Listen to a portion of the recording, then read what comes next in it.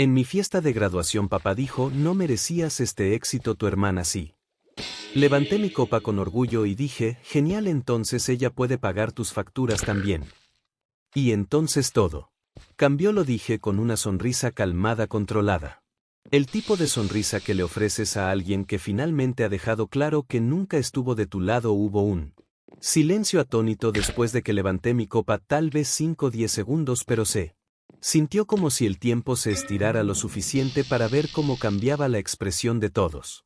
Las risas murieron, el tintineo de los tenedores contra los platos se detuvo y mi padre, todavía sosteniendo una cerveza medio vacía, parpadeó como si no estuviera seguro de lo que acababa de escuchar, pero yo sabía lo que había dicho. Por primera vez en mi vida, cada palabra tenía un peso real. La fiesta se suponía que era una celebración, mi graduación universitaria, y no de cualquier universidad. Me había abierto camino a través de una de las mejores universidades públicas de la región. Pagué la mayor parte yo mismo: becas, trabajo secundario, sesiones de tutoría, hasta tarde turnos matutinos en la cafetería del campus. No fue bonito, pero lo logré, lo conseguí y nadie en mi familia había movido un dedo para ayudarme, pero eso no me impidió invitarlos. Alquilé el patio de un restaurante local.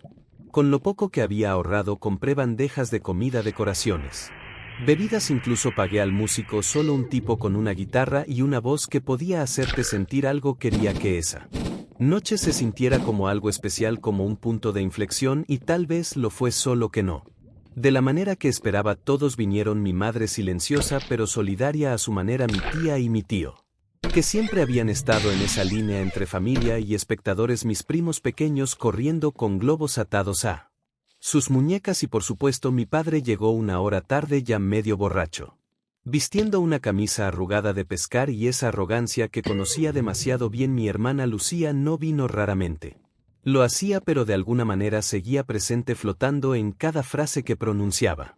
Mi padre, especialmente en la que dio vuelta toda la noche. No merecías este éxito, dijo mi padre poniéndose de pie para hacer algún tipo de discurso, o quizás solo para escucharse hablar. Tu hermana sí. Las palabras no estaban arrastradas, no fueron dichas con una risa, cayeron pesadamente con el peso de años detrás de ellas. Y en ese momento me di cuenta de algo: había estado esperando toda mi vida que este hombre me dijera que estaba orgulloso de mí, y nunca lo haría, así que levanté mi copa como si todavía estuviéramos celebrando y dije, genial, entonces ella puede pagar tus facturas también. No fue en voz alta, no necesitaba hacerlo. La gente escuchó, la gente entendió y algunos sonrieron, no por diversión sino por reconocimiento. Dejé la copa, miré a mí padre una última vez y me fui sin explicaciones, sin despedida, sin mirar atrás. No me fui directamente a casa después de la fiesta, no tenía fuerzas para sentarme en mi tranquilo apartamento y revivir cada segundo de lo que acababa de suceder. En lugar de eso conduje sin rumbo, sin destino, sin plan, solo luces de la calle y silencio alrededor de la medianoche. Terminé en el mirador al borde de la ciudad, ese lugar al que los adolescentes solían escaparse, donde la ciudad parecía más pequeña, manejable. Estacioné, apagué el motor y me quedé sentado con las ventanas bajadas. El frío no me molestaba, me mantenía presente, seguía pensando en esa frase: no merecías este éxito, tu hermana sí. ¿Qué éxito? El título por el que me había abierto camino durante 5 agotadores años, el trabajo que conseguí después de una brutal ronda de entrevistas, las deudas que logré evitar viviendo a base de fideos instantáneos y negándome a salir cuando todos los demás lo hacían. ¿Qué había hecho Lucía para merecerlo más? Esa pregunta había flotado sobre mi vida desde que tenía memoria, creciendo. Siempre fue Lucía quien recibió el perdón fácil, las segundas oportunidades, los aplausos solo por aparecer. Abandonó la universidad comunitaria después de un semestre y mi padre seguía llamándola la inteligente. Cuando conseguí mi primer trabajo a los 16 años para ayudar a pagar mi propia ropa escolar, Lucía iba por su tercera advertencia en la tienda de videojuegos y aún así recibía una palmada en la espalda por trabajar duro. Pero nunca tuve una prueba contundente de la diferencia de trato, no hasta mi tercer año de universidad.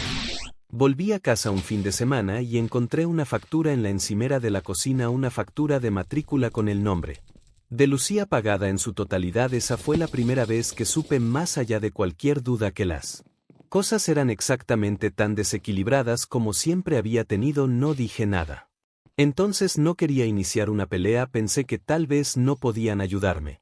Porque el dinero estaba ajustado, tal vez estaban haciendo lo mejor que podían, tal vez asumieron que yo no lo necesitaba, pero ahora de pie en ese patio horas antes escuchando a mi padre elogiar a la hija que ni siquiera estaba allí mientras descartaba todo lo que yo había sacrificado, se rompió la última de esas excusas. Fue entonces cuando empecé a tirar del hilo, a excavar en viejos recuerdos, a recordar cosas que había enterrado, a ver a quien eligieron salvar y a quien esperaban que sobreviviera. Solo nunca se trató de dinero, nunca se trató de éxito. Se trataba de creer. Mis padres, especialmente mi padre, nunca creyeron en mí. Miré hacia la ciudad oscura y susurré, solo para mí se acabó. No me refería a la discusión, me refería a fingir, a esperar, al esfuerzo. Había terminado de buscar una mano que nunca iba a extenderse hacia mí. Lo curioso de crecer siendo ignorado es que aprendes a desaparecer silenciosamente incluso cuando estás de pie en medio de tu propia vida. Pero esa noche en el mirador algo cambió por primera vez. No quería desaparecer, quería salir, no solo salir de la fiesta, no solo alejarme de la voz de mi padre, quería salir de ellos, de mi familia. Durante mucho tiempo me dije a mí mismo que ganarme su aprobación era solo cuestión de tiempo, que si trabajaba lo suficientemente duro, si obtenía buenas notas y conseguía el trabajo adecuado, algo encajaría en su lugar, me verían. Finalmente me verían, pero nunca lo hicieron, y no es que fueran crueles como villanos de caricatura, eso habría sido más fácil de dejar atrás, era más como ser invisible a menos que necesitaran algo. Mi padre necesitaba ayuda con los impuestos, yo era el responsable. Mi madre necesitaba que alguien arreglara su portátil, por supuesto yo era el experto en tecnología. Lucía chocó su coche otra vez. Se esperaba que yo la llevara a entrevistas de trabajo que nunca aceptaría. No me odiaban, eso habría requerido esfuerzo, simplemente no les importaba. Esa realización estuvo hirviendo a fuego lento durante unos días. Después de la fiesta no respondí a los mensajes ni a los correos de voz. Mi tía me escribió por Facebook diciendo que mi padre no era el mismo esa noche, que no lo decía en serio. Mi madre dejó un mensaje de voz diciendo, por favor no dejes que un momento arruine todo. Pero no fue un momento, fueron todos los momentos, los pequeños comentarios a lo largo de los años, la forma en que le decían a Lucía que estaba encontrándose a sí misma cuando fracasaba, pero me decían a mí que madurara cuando luchaba. Aquella vez que mi padre me llamó demasiado intenso porque quería hablar sobre metas profesionales, y más tarde esa misma noche anunció orgullosamente que Lucía había comenzado una banda en el garaje, una banda que nunca dio un solo concierto. El resentimiento que enterré durante tanto tiempo comenzó a surgir en destellos, recuerdos que ni siquiera sabía que seguían vivos, como cuando me rompí el brazo en la preparatoria y aún así me regañaron por faltar a la práctica, mientras que Lucía reprobó todo el semestre y le dieron un viaje a Cancún para relajarse, o cuando recibí mi carta de aceptación a la universidad y todo lo que dijo mi padre fue, espero que no estés esperando una ayuda económica. No la esperaba, nunca lo hice, y aún así di mi tiempo, mi dinero, mi paciencia, mi silencio, pero ahora no me quedaba nada que dar. No hubo una confrontación dramática, ni gritos, ni monólogos de te arrepentirás de esto, simplemente paré. Dejé de llamar, dejé de enviar mensajes, dejé de esperar. Ellos querían una versión de mí que no existía. El apoyo silencioso, el hermano estable, la sombra en la esquina aplaudiendo para todos los demás, y había interpretado ese papel también durante tanto tiempo que casi olvidé que tenía permitido abandonar el escenario. La decisión no llegó con algún dramático crescendo de música y claridad, llegó un martes normal y gris. 2 días después de la fiesta me desperté, hice café, me senté en la pequeña mesa de la cocina de mi apartamento de un dormitorio y miré fijamente la foto enmarcada de mi graduación universitaria, la única foto que le había pedido al camarero que tomara antes de irme del restaurante. En el fondo se podía ver a la gente riendo, platos todavía llenos, un globo captado a mitad de su deriva, pero no estaba mirando la fiesta, me estaba mirando a mí mismo. No parecía orgulloso, ni siquiera aliviado, parecía cansado. Como alguien que había cargado un peso durante tanto tiempo que no sabía que podía dejarlo. Fue entonces cuando alcancé mi teléfono, no para enviar un mensaje, no para llamar, sino para bloquear primero a mi padre, luego a mi madre, luego a Lucía, luego el chat grupal familiar que nunca me incluía en nada a menos que alguien necesitara transporte o ayuda para completar Formularios uno por uno los silencié, no escribí un mensaje de despedida. No publiqué nada vago o críptico en línea, simplemente eliminé el ruido y luego empaqué. Me había aferrado a ese apartamento por costumbre, lo suficientemente cerca de casa en caso de que me necesitaran, lo suficientemente lejos para mantener algunos límites, pero no era realmente mío, era una sala de espera, un punto medio entre intentarlo y rendirme. Ahora había terminado de esperar. Vendí la mayor parte de mis muebles en el marketplace de Facebook, usé el dinero para pagar lo último que quedaba de mis préstamos estudiantiles y transferí el contrato de alquiler a un amigo del trabajo. En 2 semanas me había ido, nueva ciudad, nuevo apartamento, nuevo número, sin fanfarrias. Lo único que me llevé aparte de lo esencial fue el diploma. Finalmente lo enmarqué y lo colgué en la pared sobre mi escritorio, no para presumir, no como motivación, sino como prueba de que lo hice por mi cuenta, de que importaba incluso si nadie más lo había dicho. Incluso si mi padre se había parado frente a una habitación llena de gente e intentado borrarme, yo seguía aquí, seguía en pie, y por primera vez estaba de pie, solo no porque me hubieran empujado hacia afuera, sino porque me había alejado a propósito. El primer recuerdo que tengo de entender que algo no estaba bien fue cuando tenía 7 años. Mi padre había prometido llevarnos a pescar a Lucía y a mí. Yo había estado contando los días, revisando el calendario de la cocina. Cada mañana la noche anterior preparé mi pequeña mochila con un sándwich, una botella de agua y el libro de identificación de peces que había sacado de la biblioteca. Me desperté antes del amanecer, demasiado emocionado para seguir durmiendo, pero Lucía no quiso ir, decidió quedarse en casa para ver caricaturas y mi padre, en lugar de llevarme solo a mí, canceló todo el viaje. No tiene sentido ir si Lucía no viene, dijo, como si yo no estuviera parado justo ahí con mi mochila ya puesta. Ese día me senté en el porche trasero durante horas fingiendo que no me importaba. Fue la primera vez que sentí ese vacío en el estómago, esa sensación de ser secundario en mi propia vida. A los 10 años gané un concurso de ciencias en la escuela, había construido un pequeño generador eólico que podía encender una bombilla. Trabajé en él durante semanas leyendo libros de la biblioteca, pidiendo prestadas herramientas al vecino. Cuando llegué a casa con el certificado azul, mi madre dijo que lindo y lo puso en la nevera. Duró allí exactamente 3 días. Hasta que Lucía trajo a casa un dibujo de un unicornio. Mi certificado fue movido al cajón de los papeles viejos. El unicornio permaneció en la nevera durante meses. Para cuando llegué a la secundaria ya había aprendido a no esperar mucho. Mis calificaciones eran excelentes, pero nadie revisaba mis tareas. Me uní al equipo de debate y gané torneos regionales. Mis padres nunca asistieron a uno solo. Mientras tanto, Lucía cambiaba de pasatiempo cada 3 meses: ballet, guitarra, fotografía, y cada nuevo interés era celebrado como si hubiera descubierto la cura para el cáncer. Recibía clases privadas, equipos caros, apoyo interminable. Yo pedía libros usados y trabajaba los fines de semana en la tienda de comestibles para comprar mi propia calculadora gráfica. La preparatoria solo profundizó la división. Recuerdo claramente la noche en que recibí mi carta de aceptación universitaria. Había aplicado a 5 universidades y fui aceptado en todas.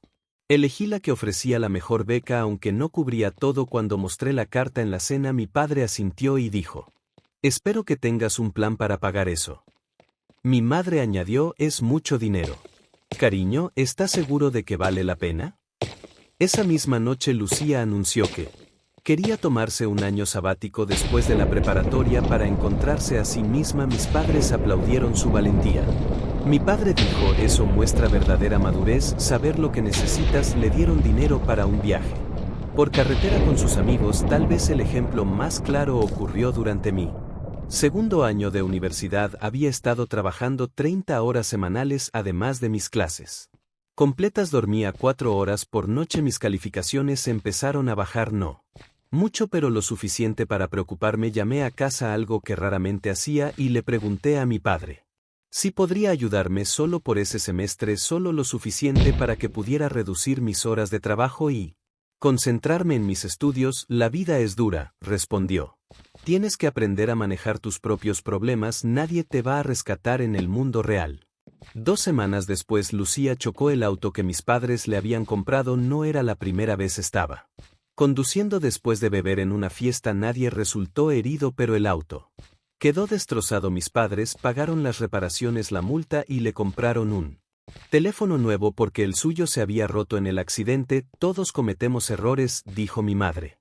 Lo importante es que estás a salvo. Para entonces ya sabía que no tenía sentido señalar la injusticia, solo me etiquetarían como resentido, envidioso, problemático, así que seguí adelante trabajando más duro, durmiendo menos, encontrando maneras de estirar cada dólar. Me gradué con honores a pesar de todo. La ironía es que siempre fui el responsable cuando mis padres necesitaban ayuda con cualquier cosa práctica, impuestos, reparaciones en la casa, problemas con la computadora. Me llamaban a mí cuando necesitaban a alguien que cuidara a mi abuela enferma. Era yo quien reorganizaba su horario para estar allí cuando necesitaban un préstamo. Si me pidieron dinero mientras yo todavía estaba pagando mis préstamos estudiantiles, era yo quien de alguna manera encontraba la manera de ayudar, y aún así en cada reunión familiar, cada cena navideña, cada cumpleaños, era Lucía quien recibía la atención.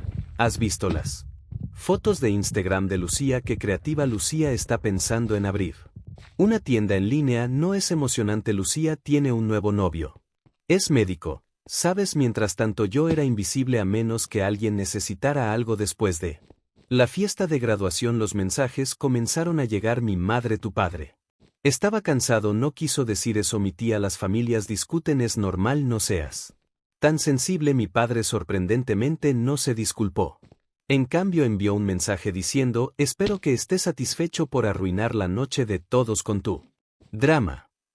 Ese fue el mensaje que finalmente cristalizó todo para mí. No era yo quien había creado el drama, era él quien se había puesto de pie en mi fiesta de graduación, la que yo había pagado, y había declarado que no merecía estar allí, y ahora de alguna manera yo era el villano por responder. Revisé los mensajes una última vez antes de bloquearlos a todos. Había uno de Lucía.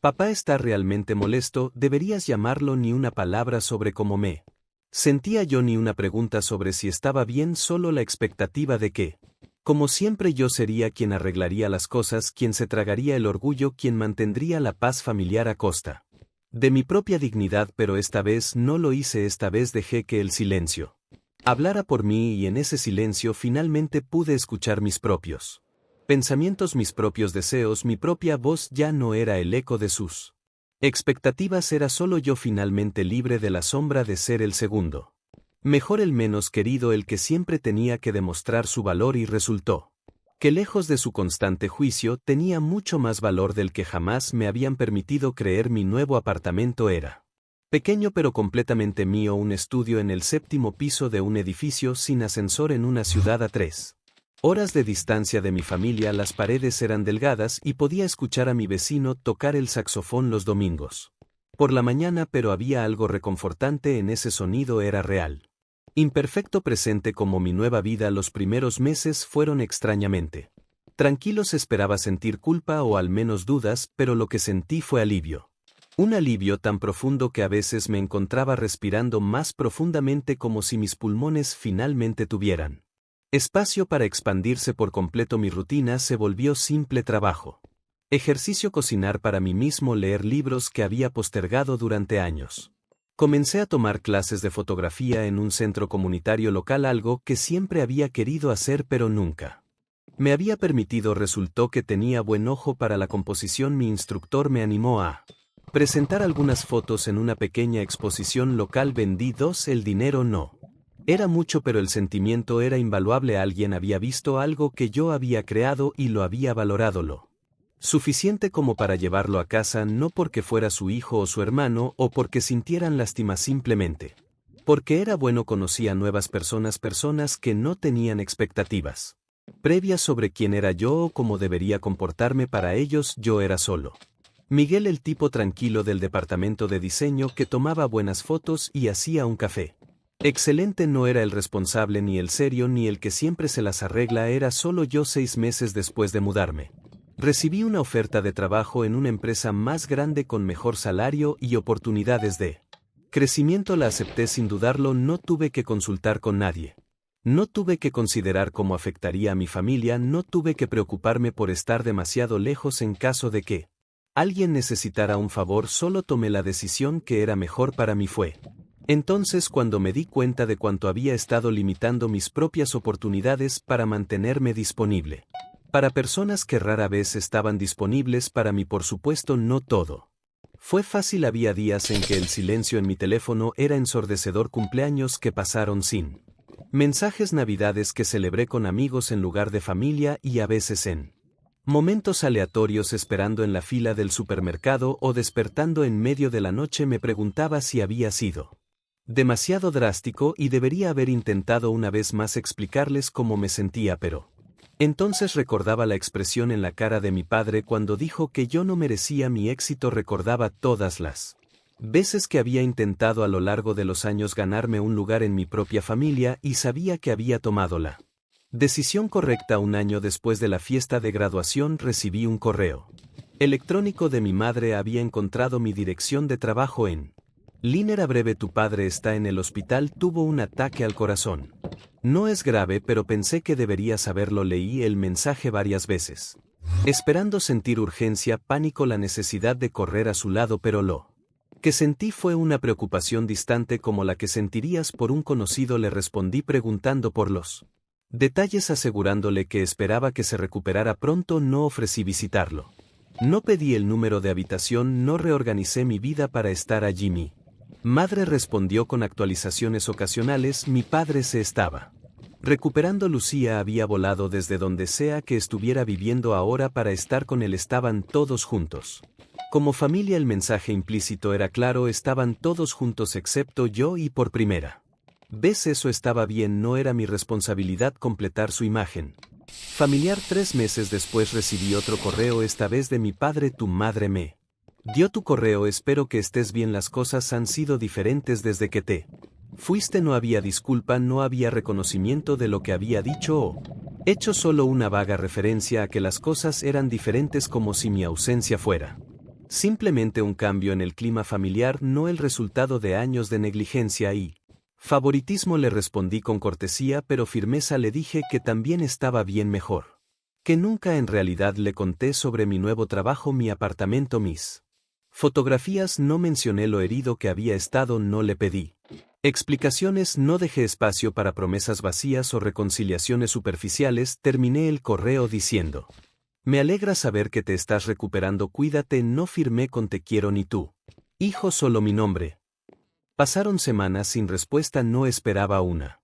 Había dicho lo que necesitaba decir y por primera vez no estaba esperando su aprobación o su comprensión. En mi cumpleaños ese año no recibí llamadas de mi familia, en cambio mis nuevos amigos organizaron una pequeña fiesta sorpresa en mi apartamento. Comimos pizza, bebimos cerveza barata y jugamos juegos de mesa hasta la madrugada. Uno de ellos había horneado un pastel torcido y un poco quemado en los bordes, pero hecho con cariño genuino. Mientras soplaba las velas pensé en cómo durante toda mi vida había estado buscando algo que nunca iba a encontrar en las personas que se suponía debían dármelo, y como Aljarme finalmente había creado espacio para que otras personas entraran.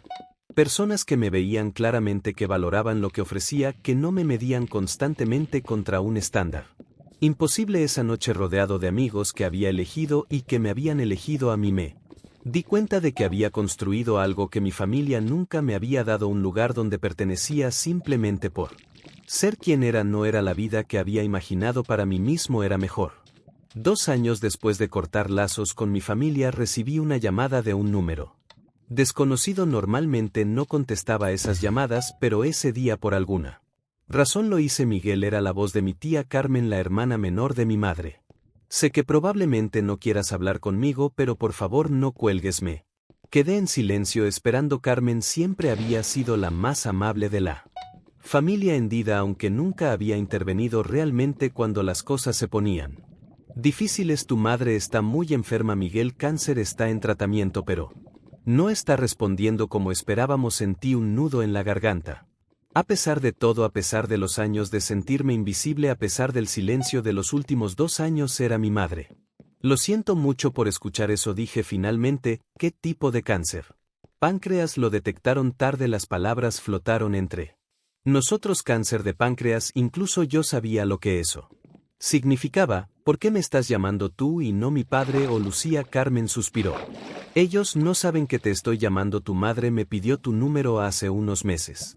Pero me hizo prometer que no te contactaría a menos que las cosas se pusieran realmente mal, y ahora. Están realmente mal. Los médicos dicen que tal vez 6 meses podría ser menos. Me senté en el borde de mi cama tratando de procesar la información. Mi madre estaba muriendo y aún así había mantenido la barrera entre nosotros. No me había llamado ella misma. No había intentado arreglar las cosas mientras aún tenía tiempo. ¿Qué quieres que haga, tía Carmen? Ella quiere verte. Miguel no lo dirá en voz alta, es demasiado orgullosa, pero lo veo en sus ojos cuando menciona tu nombre y lo hace. ¿Sabes? Te menciona. Cerré los ojos tratando de imaginar a mi madre hablando de mí. Pensando en mí era difícil de visualizar. Y mi padre, Lucía, tu padre. Está bueno, está lidiando con esto a su manera, apenas habla, pasa todo el tiempo en el hospital o trabajando. Lucía viene cuando puede, pero ya sabes cómo es ella, está en Nueva York.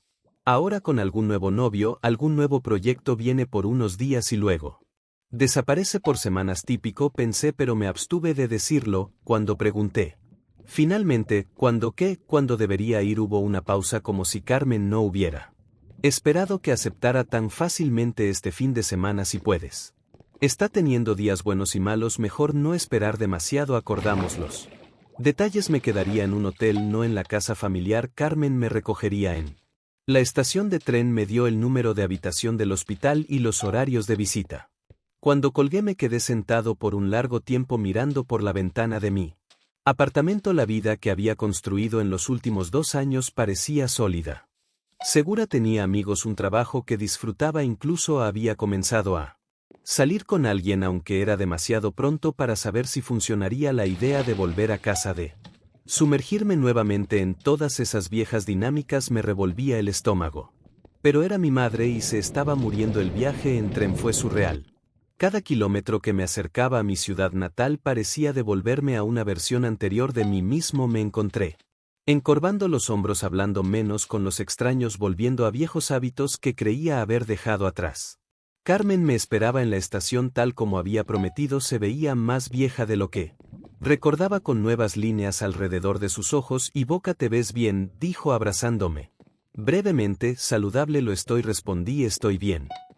En el auto me puso al día sobre la situación. Mi madre había sido diagnosticada hace 8 meses. Al principio todos pensaron que era solo estrés, tal vez una úlcera. Para cuando descubrieron la verdad, el cáncer ya se había extendido. ¿Sabe que vengo?, pregunté.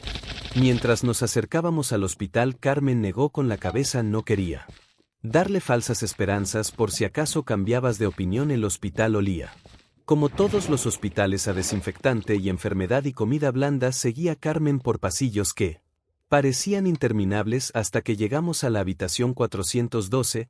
¿Quieres que entre contigo?, preguntó. Negué con la cabeza. Creo que necesito hacer esto. Solo respiré profundamente y abrí la puerta. Mi madre estaba sentada en la cama mirando por la ventana. Estaba más delgada de lo que recordaba, su piel con un tinte amarillento que no había estado allí antes. Su cabello, que siempre había mantenido perfectamente teñido y peinado, estaba corto y gris. Se giró cuando escuchó la puerta y por un momento solo nos miramos el uno al otro. Miguel, dijo finalmente, su voz apenas un susurro. Hola, mamá. Me acerqué a la cama, inseguro de qué hacer, cómo actuar. Debería abrazarla, tomar su mano, mantener mi distancia. Ella resolvió el dilema extendiendo su mano hacia mí. La tomé, sorprendido por lo frágil que se sentía, como si estuviera sosteniendo un pájaro. No esperaba verte, dijo Carmen. Me llamó, por supuesto que lo hizo. Una pequeña sonrisa cruzó su rostro. Siempre fue la sentimental de la familia. Nos quedamos en silencio por un momento.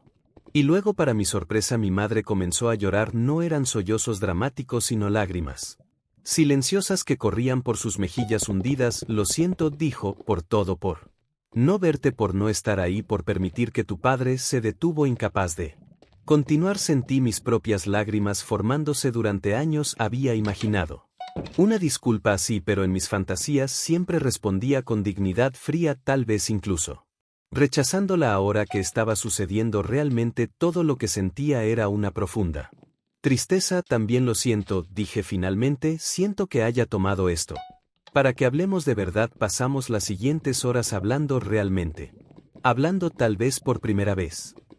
Me contó sobre su propio padre como la había ignorado a favor de sus hermanos, como había jurado que nunca haría lo mismo con sus hijos. Y luego lo hice de todos modos, dijo, no de la misma manera pero igual de mal. Hablé sobre mi vida ahora, mi trabajo, mis amigos, mis fotografías, le mostré algunas en mi teléfono. Parecía genuinamente interesada, haciendo preguntas, pidiendo ver más.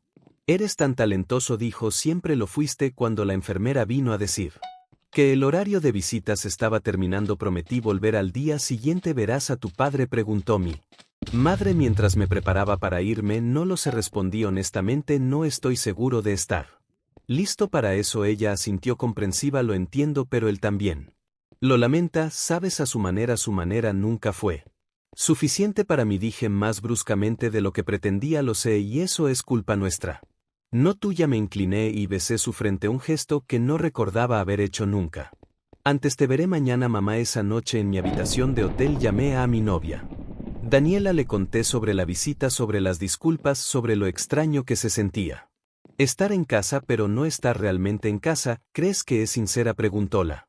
Disculpas, y dije después de pensarlo un momento, creo que sí, pero también creo que es fácil ser sincero cuando te estás muriendo. Es fácil ver tus errores cuando ya no tienes que vivir con las consecuencias de arreglarlos, y eso es suficiente para ti. No lo sé, admití.